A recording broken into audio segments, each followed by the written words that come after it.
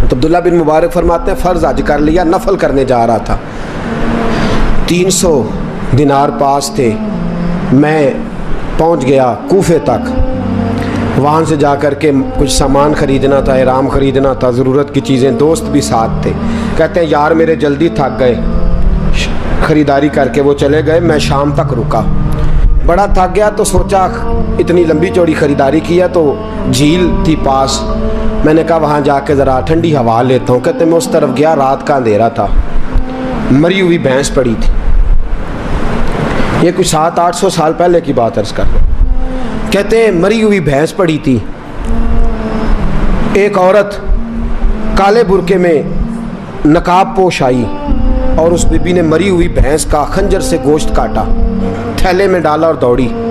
کہتے ہیں میرے ذہن کے اندر خیال آیا کہ بی بی کوئی ہوٹل چلاتی ہے اور مردہ جانور کا گوشت لوگوں کو کھلاتی ہے, ویسے تو جاسوسی منع ہے, اس نیت سے کہ مسلمانوں کو بچاؤں اس کے پیچھے ہو لیا. کہتے ہیں وہ گلیاں گزرتی گزرتی کوفے کی تنگ گلی میں گئی, ایک بڑا سا دروازہ لکڑی کا, بڑا پھاٹک جو پرانے شہروں میں ہوتے. کہتے ہیں اس بڑے پھاٹک پر اس نے زور زور سے دستک دی, دونوں ہاتھوں سے دروازہ کھلا, وہ عورت اندر داخل ہوئی تو 3-4 بچیاں جھٹ سے اس کے گرد اکٹھی ہو گئیں. اماں کچھ لائی ہو؟ تو رونے لگی, کہنے لگی میں کچھ نہیں لا سکی.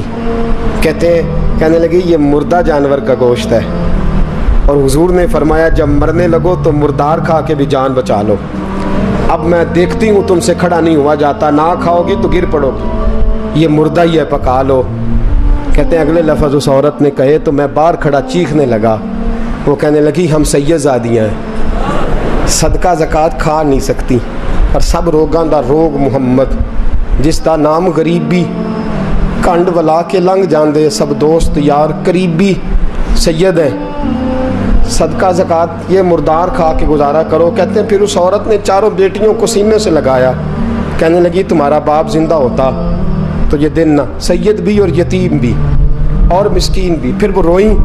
حضرت عبداللہ بن مبارک کہتے ہیں زور زور سے دروازے پہ دستک دی, بی بی باہر آئی, کون ہے؟ تو میں نے کہا میں عبداللہ بن مبارک ہوں, محدث ہوں, زمانہ مجھے جانتا ہے, میرے شاگردوں کی لسٹ بڑی لمبی ہے. کہنے لگی اچھا تو؟ کہنے لگا یہ 300 دینار ہیں, تو مہربانی کرے تو رکھ لے, چلے اپنا کام کریں ہم جانے ہمارا.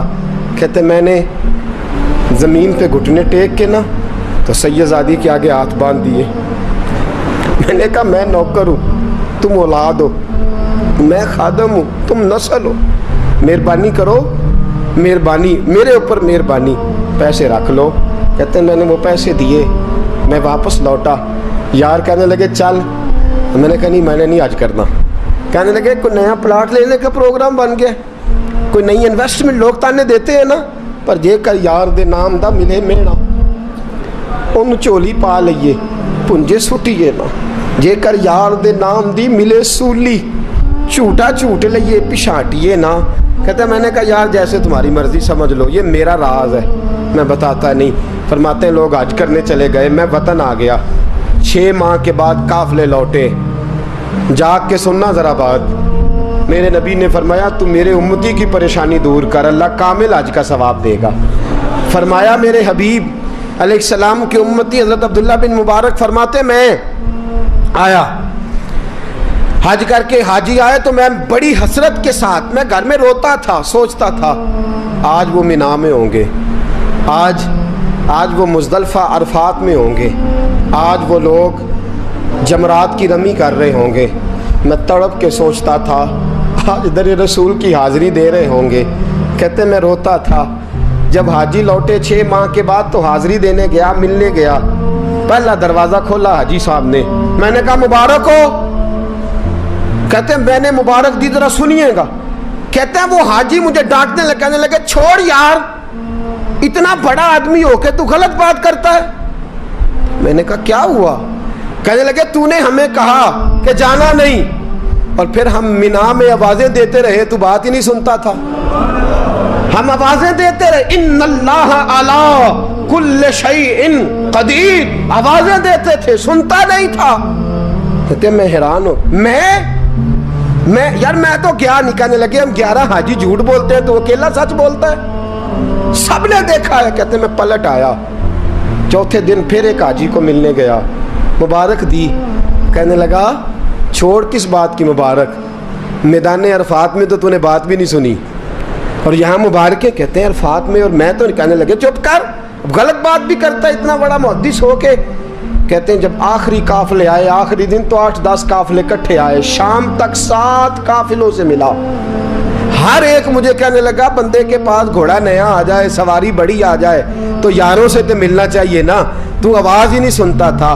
फरमाते हैं मैं थक गया कि इलाही माजरा क्या है, मैं तो यहाँ इस शहर की गलियों में फिरता रहा और ये सारे हाजी क्या क्या रहे हैं। फरमाते हैं रात को हजरत रबी बिन असलम, वो बहुत बड़े बुजुर्ग मुहद्दिस थे, वो भी हज करने गए, दरवाजे पे दस्तक दी, बाहर आए तो झगड़ने लगे। कहने लगे तूने मुझे किस मुश्किल में डाल दिया है।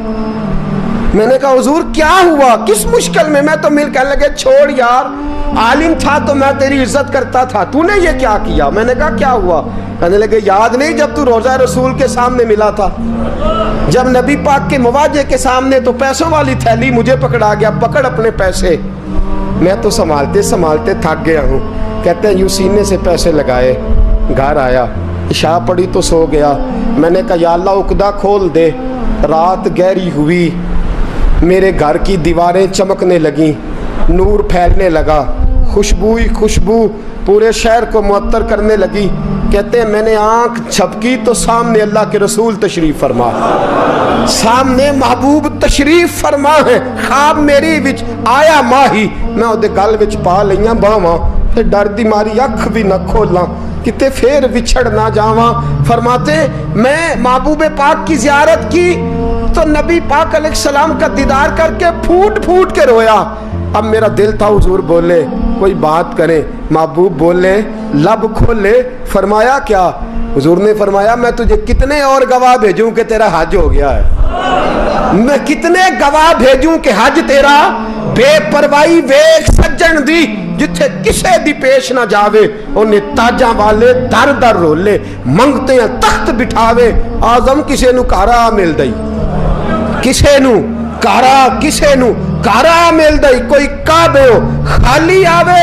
फरमाया कितने गवाह भेजूं के हज हो गया। मेरे हबीब ने फरमाया उठ के थैली खोल के गेल ले, तूने 300 दिनार दिए थे, मैंने 600 करके वापस किए। फरमाया किन। हजरत अब्दुल्ला बिन मुबारक ने 60 हज फरमाए, उसके बाद कितने हज किए, एक फर्ज किया हुआ था 61 हो गए। फरमाते मैं बार बार गया और जब बुलाया सरकार ने खुद ही इंतजाम हो गए। फरमाते हैं बार बार मेरे हबीब ने फरमाया तू आ चाहे ना आ, रब ने तेरे नाम का फरिश्ता बना दिया है जो कयामत तक तेरी तरफ से हज करता रहेगा।